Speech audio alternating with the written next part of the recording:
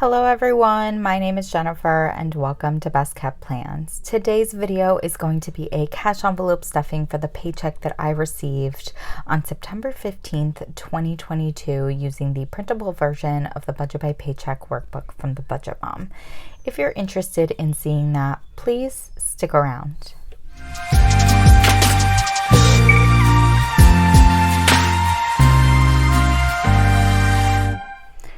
Okay, so we are all zoomed in for today's cash envelope stuffing. I do have a $100 bill up here that you cannot see. I don't have any singles today, so most of my bills are still visible on the side here. As usual, I do want to start with an update on my emergency fund. So I do have an established emergency fund that I keep in a checking account at my bank. But as a way to try to continue to grow that sinking fund or that emergency fund without budgeting for it, I take any cash that I have left over in my miscellaneous, eating out, and gas envelopes at the end of every pay period, and I put that cash in here. My goal is to get to $1,000, and once I do, I will empty this, deposit the money into that emergency fund at my bank, and start over again. It was not a very exciting pay period for me. I was only able to put in $3. So we should have $374 in this envelope, which I'm going to count with you right now. So we have 50, 100, 50, 200, 220, 40, 60, 80, 300, 320, 340, 350, 51, 2, 3, 4, 5, 6, 7, 8, 9, 60, 1, 2, 3, 4, 5, 6, 7, 8, 9, 70, 71, 2, 3, 374. So we do have the correct amount in here. Hopefully next pay period I'll be able to contribute more than $3. And I do think I updated, I updated the front. Next, we're going to be getting into my variable expense cash envelopes. These are the same envelopes that I've been using for a little while now. They still have some space on the trackers on the back, so I'm going to use them for this pay period. We're going to first start out with my eating out cash envelope. That's going to be getting $75 in a $50 bill, a $20 bill, and a $5. So let's pull those. Okay, so we have 50, 70, 75. And I did update my envelope, so you'll see that this one here shows my deposit of $75 along with my $5 challenge. I always pull out the $5 bill from this envelope for that challenge. And next is my gas envelope, which is pretty much the same thing. I take out $75 and a $50 bill, a $20 bill, and a $5 bill. So we have 50, 70, 75. And then again, I updated with my deposit and my withdrawal of that $5 bill for my $5 challenge. Lastly, we have my miscellaneous envelope. This is the one that varies from pay period to pay period. Usually, if I'm going to contribute to some type of savings challenge, I will do so from this envelope. So I always have that in mind when I'm picking my denominations. For this pay period, we're going to take out the $150 for this envelope in two $50 bills, two $20 bills, and two $5 bills. So let's count this all up here. We should have 150, 100, or no, I'm sorry, 50, 100, 20, 40, 45, 150.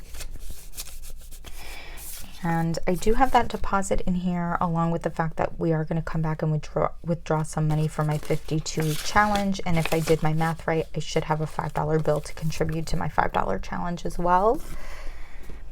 Now that we're all done with my variable expense cash envelopes, we can move towards the really exciting part of this cash envelope stuffing. I am officially starting my 2023 sinking funds. And you've seen a couple of these so far. You've seen my travel sinking fund envelope. I did design this envelope myself. It's not yet available on my Etsy shop, but my goal is to put them on there.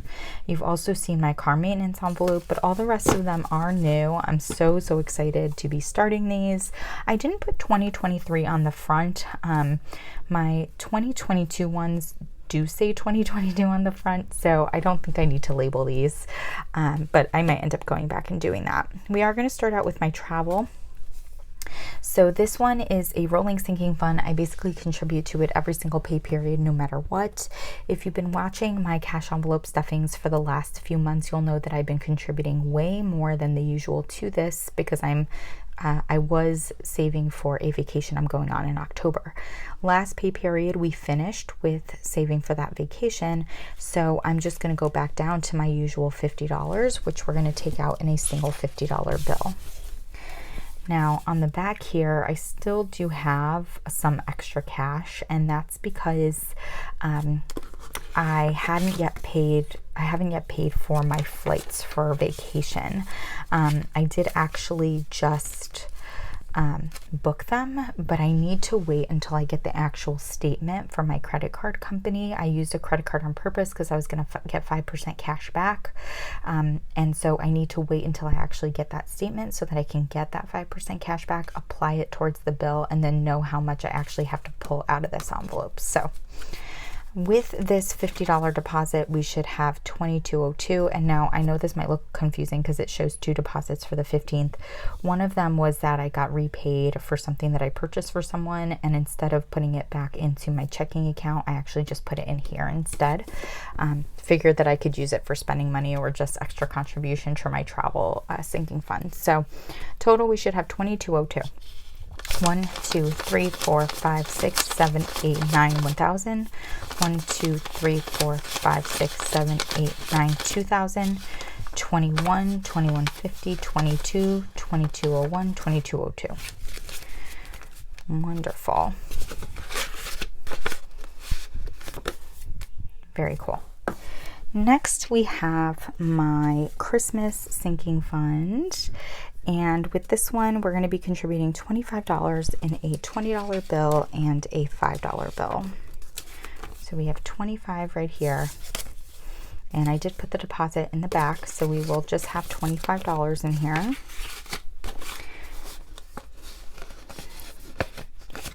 And as you can see, I did fill out the front here. Basically, my goal amount is $700, so that's the top number here.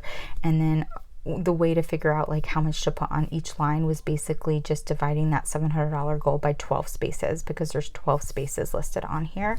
So that's how I came up with these amounts. I haven't quite gotten to 58 yet, a couple more pay periods, and then I'll be able to fill in my first line.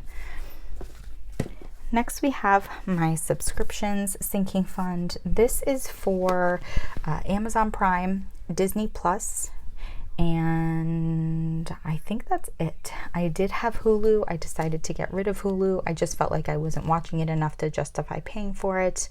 I did pay for Hulu annually, so it was a part of my subscription sinking fund. You can pay for Hulu monthly, but you save a lot by paying for it annually. And you know, my thought process is I don't watch it enough to justify paying it for a whole year.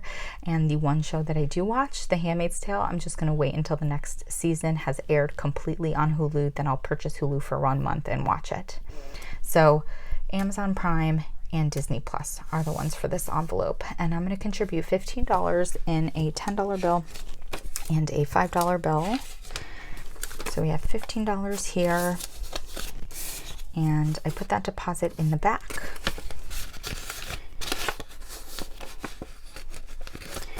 And same thing with this, my goal is $300, so I divided that by 12 to figure out how much to put on each line here. Not quite to a point where we can check off one of those yet.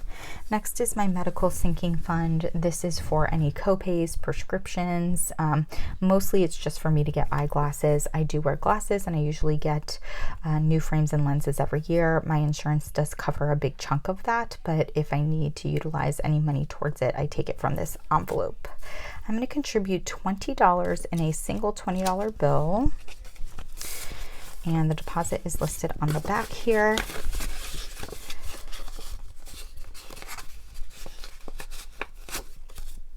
Perfect.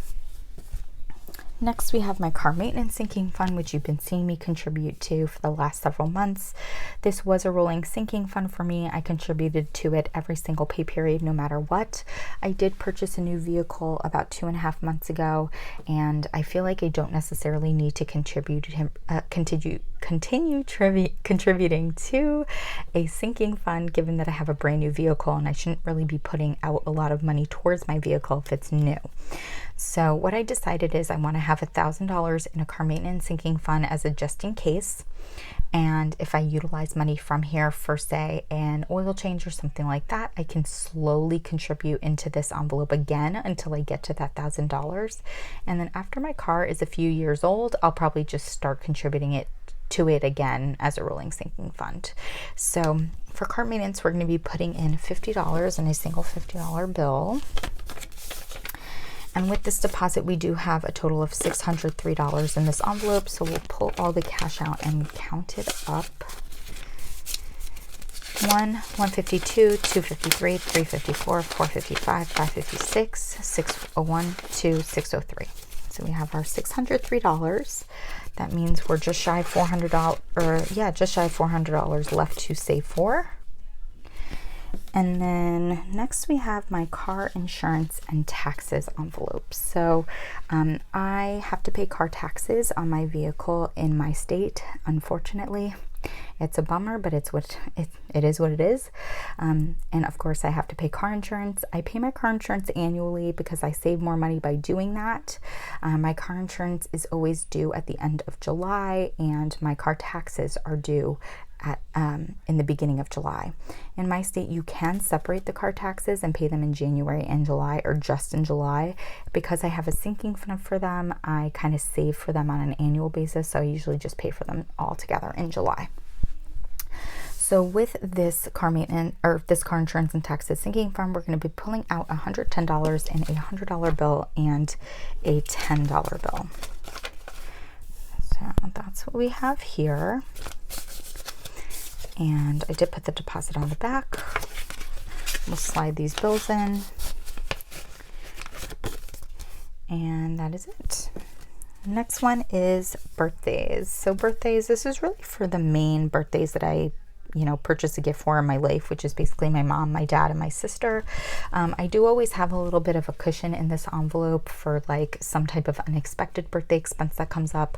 I really don't exchange birthday gifts with my friends, but if for some reason I am invited somewhere and I feel like a gift is necessary, I could certainly try to pull some from this envelope. And I'm going to be contributing $25 in a $20 bill and a $5 bill. I almost got nervous that I didn't have the right amount of bills. But I did put the deposit on the back. We'll put our $25 in. And then lastly, we have my holidays envelope. This one is basically for any holiday specific expenses, but also for Mother's Day and Father's Day. And I would say that's mostly what it's for. So I pull my Mother's Day gift out of here, Father's Day gift out of here, and then let's say I wanted to buy candy for Halloween, some type of decorative item that's holiday specific, I could use this, but it's usually just pretty much Mother's Day, Father's Day. And I'm going to be putting in $20 in a single $20 bill, which is our last bill that we have. I did put the deposit on the back. And that is it for the sinking funds. We've stuffed all of my sinking funds envelopes, all of my variable expense envelopes. So what we do have to do next is contribute to my savings challenges. So with this paycheck, the savings challenge we're going to be contributing to right now is my 52-week challenge. So if I come into the back here, I have this 52-week challenge tracker. This is a tracker that's available in my Etsy shop. It does have a corresponding envelope, which is here. I do have these two items listed separately just in case you like one but not the other. You don't have to spend money on the whole set. I always contribute to my 52-week challenge on a 2 weeks at a time because I get paid bi-weekly. I want to contribute for the next 2 weeks all at once right when I get paid. And so for this pay period, that's going to be week 37 and 38. So I'm going to check both of those off. And if I add up $37 and $38, it does come to $75. And I'm going to be pulling that from my miscellaneous envelopes. So let me find that envelope on the side here. Let's see. Okay. So here's my miscellaneous envelope. I'm going to pull $75 from here. I did already mark it off on my tracker. So 50, 70, 75. And that basically leaves us with $75. And then I'll pull the $5 bill out of here for my $5 challenge. So with this $75, 50, 70, 75, I'm going to put it into this 52-week challenge envelope. We should have $741, so we'll count it all up together. And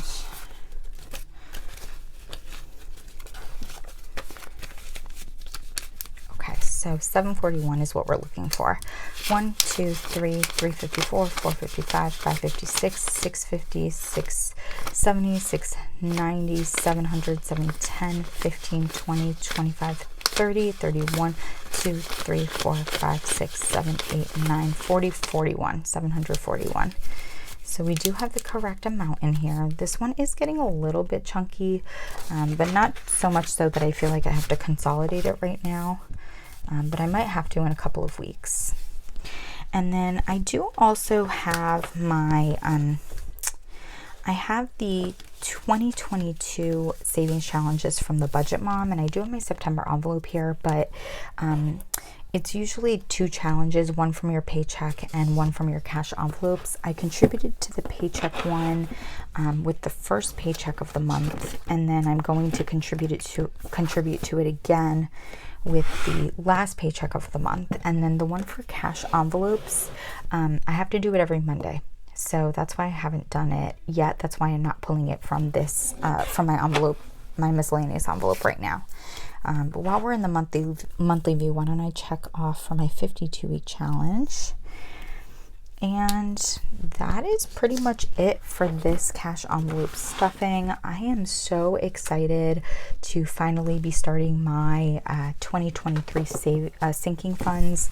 I love sinking funds. They've worked so well for me over the last few years. They can be a little bit daunting at first, but I truly feel like once you get the hang of them and you actually like experience how great it is to have a bill due and to have the money already saved, it's just like it's such a wonderful feeling. So if you're on the fence about trying sinking funds, I really and truly highly recommend it.